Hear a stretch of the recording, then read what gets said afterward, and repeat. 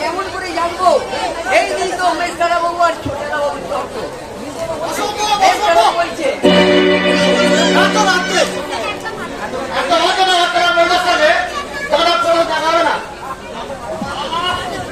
তুই এত মাথা গরম করছিস কেন? এদিকে কোথা থেকে এসেছে?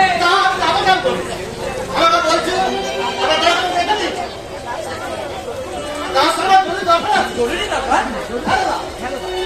আমি তাকে স্পষ্ট জানি, আমি তাকে স্পষ্ট জানি আর যাতে কোনো মতে কাজ করতে হবে না। কেন দেখাবো না মেজদা? আমি তো তাকে বাড়ির ভেতরেই নিয়ে এসেছি। নক্ষত্র কোথায়? তুই তাকে বাড়ির ভেতরে নিয়ে এসেছিস? হ্যাঁ, না এসে তার কোনো হচ্ছিল না। সে আমার দুটো হাত ধরে বললো, আমার ভাই তোমায় আমি একটা অনুরোধ করছি, তোমার দাদার সঙ্গে একটিবার আমাকে দেখা করিয়ে দাও। তার সঙ্গে দেখা না হলে আমাকে ভীষণ ক্ষতি হয়ে যাবে। হ্যাঁ, ভীষণ ক্ষতি হয়ে যাবে। তাই তো বেশ তার আশীর্বাদ করে তাকে ঘরের ভিতরে নিয়েছি। কিন্তু আমি জানতে চাই কিন্তু যে মেয়েটিকে তুই এদিকে সেই মেয়েটি কে? আমি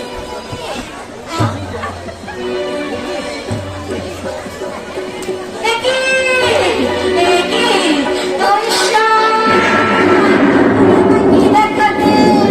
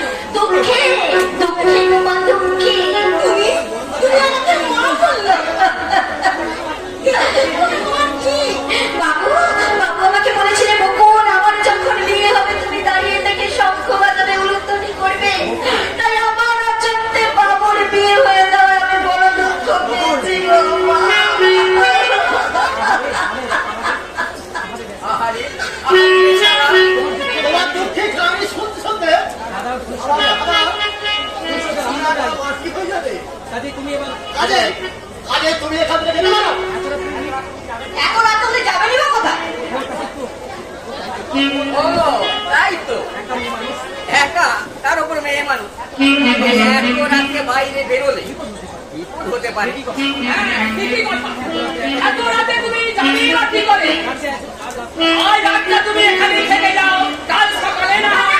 না না, আমাকে জোরে করে আপনারা তাড়িয়ে দেবেন না, জোরে করে আপনারা তাড়িয়ে দেবেন না। আমি জনি কাশা নিয়ে আপনাদের সবার কাছে এসেছি। আমাকে শুধু আপনারা একটু আশ্রয় দিন, একটু আশ্রয়। বেসা, অসম্ভব। বেসা, না জেনে শুনে তুমি একটা ভদ্র মহিলাকে এভাবে কলঙ্কিত করতে পারো না। চুপ কর, আমি আর সহ্য করতে পারছি না। তুমি চলে যাও, তুমি এক্ষুনি চলে যাও এখান থেকে। আর কোনোদিন তুমি এখানে এসো না, আর কোনোদিনই না। দাদা, না, চলে যেতে হবে না। ও আজ থেকে এই বাড়িতেই থাকবে। কোনো কিন্তু নয়। ওই খাওয়ার জন্য যে টাকা খরচ হবে, তোর মাইনে থেকে টাকা যাবে না গো। আর ওর উদ্দেশ্য সব কিছু না, সেটা বিচার আমি করবো গো।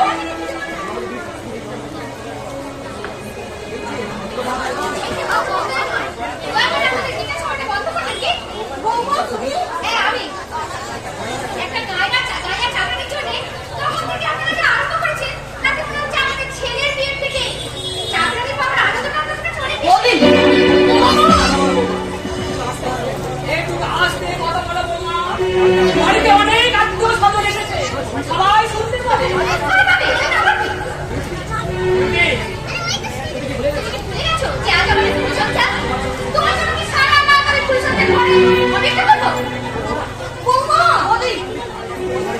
তুমি তোমার ঘরে যাও বৌমা, সময় তো ঘরেই যাচ্ছে। না, তুমি আমার সঙ্গে এক্ষুনি যাবে।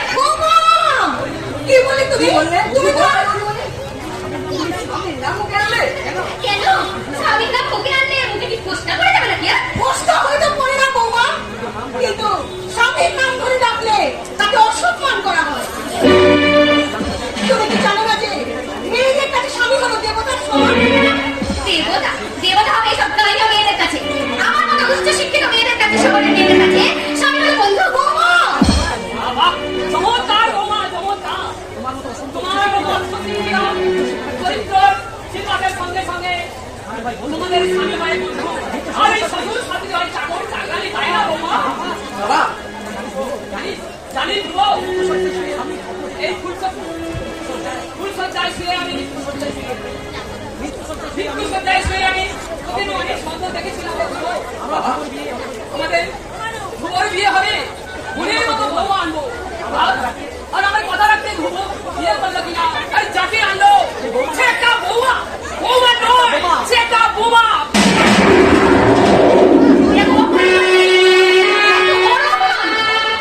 সম্মান কখনো স্বেচ্ছায় পাওয়া যায় না বৌমা, সেটা নিজেকে আদায় করে নিতে হয়।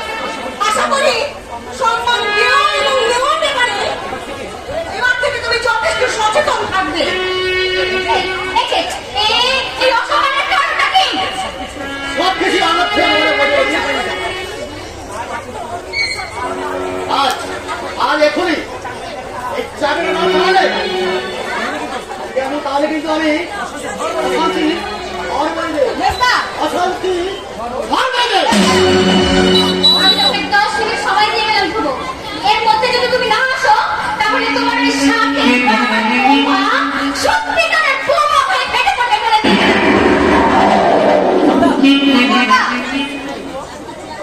তুমি কি কেন চুপ করে থাকো বড়দা?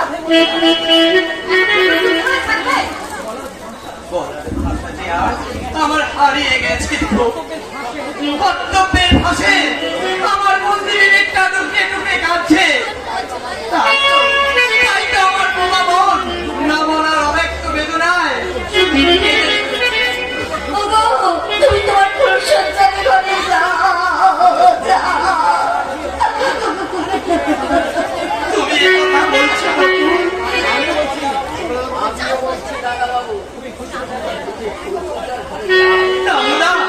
দেরি হলে কোন মনে আমার হয়তো রেগে উঠবে। আমার হয়তো অসম্মান করে বসবে।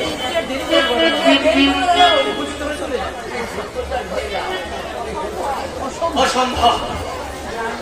যার মনের সঙ্গে আমার মনের কোনো মিল নেই, যার চরিত্রের সঙ্গে আমার চরিত্র সম্পূর্ণ বেমানান, তাকে আর যাই হোক, তাকে আমি সিম শিখিয়ে দিলেও তাকে যার ভিড় মর্তন দিয়ে পারবো না। ঠিক বলেছো বর্দা, তুমি ঠিক বলেছো। তোমার এই মহা সমস্যার কথা কি আমরা বুঝুক? আমি বুঝি। তাই তুমি আর সিদ্ধান্ত নাও, কে তোমার অপরাধ? ওই অগ্নিসাক্ষী করা স্ত্রী, ভালোবাসার বিনু। ওরে নক্ষত্র, আমি তোদের কেমন করে বোঝাই? সাক্ষী করা দিচ্ছে আমার কাছে যে এই ভালোবাসার বিনুর দাম অনেক অনেক বেশি। তুমি চুপ করো।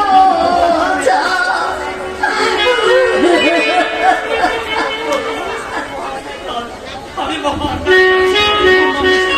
নিষ্ঠুরের মতো তোমার ভালোবাসাকে যে আমি খুন করেছি। তুমি আমাকে অভিশাপ দাও মতো। ওকে তুমি ও কথা বলো না, দয়া করে তুমি চুপ করো, কথা বলো না, বলো না। তুমি এখান থেকে যাও, তার চেয়ে তোমার ফুল সজ্জা তোমার জন্য অপেক্ষা করছে, তুমি যাও, যাও। তুমি নিজের স্বামীকে অন্য একটা স্ত্রীর হাতে তুলে দিচ্ছ। আমি যে তোমার স্ত্রী গো, স্বামীর সমস্ত শুভ কাজে সম্মতি দেওয়া স্ত্রীর যে কর্তব্য। আমি যাও। তুমি কিচ্ছু নেবো না, তুমি কিচ্ছু নেবো না। ওই তোমার আমার সম্পর্ক ঈশ্বর ছাড়া কেউ জানেবে না, কেউ জানেবে না। আমি এখানে আজীবন তোমার চাকরা হিসেবে থাকবো। তবে যাও, দয়া করে তুমি যাও, যাও। তোমাকে ছেড়ে আমি ওই ওই ডিউটির কাছে আমি যাবো না বাবু। আমার মাথা টিপি, দয়া করে যাও। আমার মাথা টিপি, তুমি যাও, তুমি যাও, আমার কথা রাখো। আমি তাই হোক। তোমার ওই চোখের জল দিয়ে, তোমার ওই চোখের জল দিয়ে লেখা হোক আমার জীবনের ইতিহাস। তোমার ব্যর্থ প্রেমের হাহাকার হোক আমার ফুলসজ্জার উপহার। আর তোমার ওই বুক ফাটা কান্নার সুর হোক সাজাই সাজাই।